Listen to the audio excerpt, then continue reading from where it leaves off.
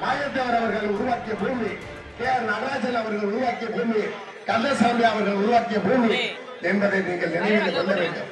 Wire அங்க போட்டு இழுக்கிறியா?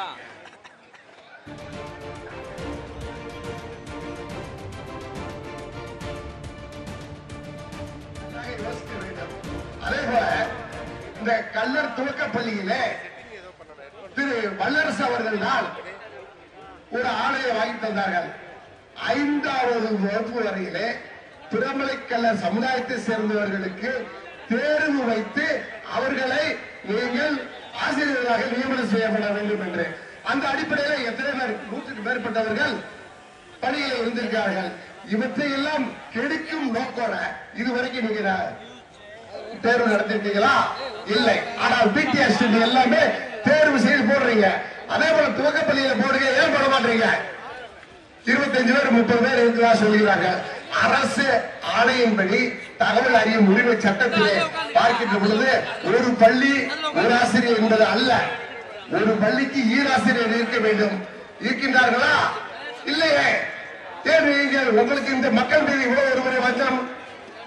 ஆகவே நீங்கள் நன்றாக யோசிக்க வேண்டும். இந்த சமுதாயத்தை நீங்கள் படித்து மென்மேலும் மேல வர வேண்டும் என்பதற்காக உருவாக்கப்பட்ட இந்த பள்ளியை இங்க இருக்கிறவங்க அனைவருமே இந்த பள்ளியில படித்தவர்களாக தான் நிச்சயமாக இருப்பார்கள்.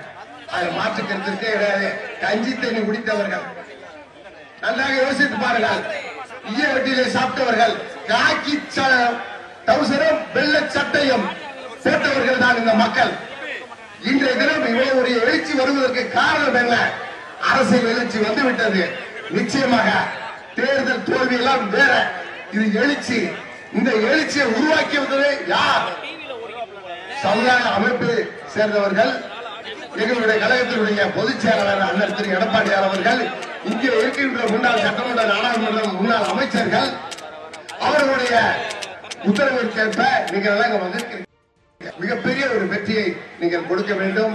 வருகின்ற நாடாளுமன்ற தேர்தல் இருந்தாலும், சட்டமன்ற தேர்தல் இருந்தாலும், உள்ளாட்சி தேர்தலாக இருந்தாலும் சரி, யார் இந்த மக்களுக்காக உழைக்கிறார்கள் என்பதை நீங்கள் நினைவில் கொள்ள வேண்டும். அடுத்தடுத்து நிறைய பேர் பேச இருக்கிறார்கள். எனக்கு வாய்ப்பினை கொடுத்தமைக்காக இந்த கொக்குளம் ஆறுகரைக்கும் இதை ஏற்பாடு செய்த மதுரை புறநகர் மாவட்ட கழகத்திற்கும் நன்றி கூறி விடைபெறுகிறேன். நன்றி, வணக்கம்.